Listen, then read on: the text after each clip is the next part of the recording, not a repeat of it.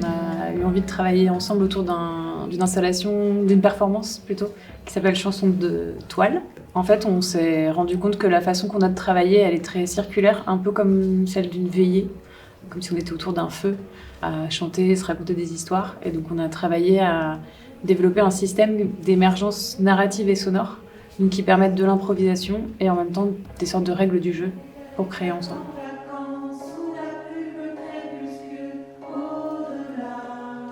On travaille beaucoup avec des systèmes de jeux de rôle, soit pour diriger nos improvisations sonores, soit pour diriger les improvisations narratives.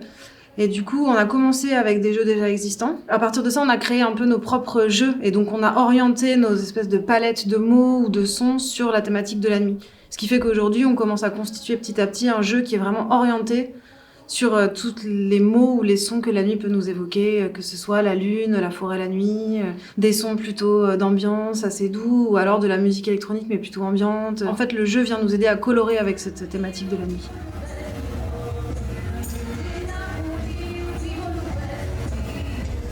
On a une espèce d'envie minimale qui est d'inviter les gens à participer à notre veillée, dans le sens être là et vivre cette expérience avec nous, les embarquer avec nous dans nos histoires et dans nos relations, dans la manière dont on fonctionne ensemble.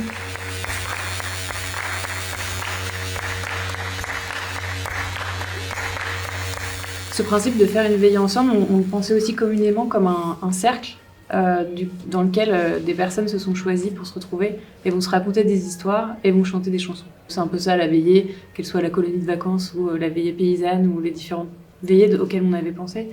Et donc c'est le moment en fait où on part dans l'imaginaire et il peut se passer un peu tout.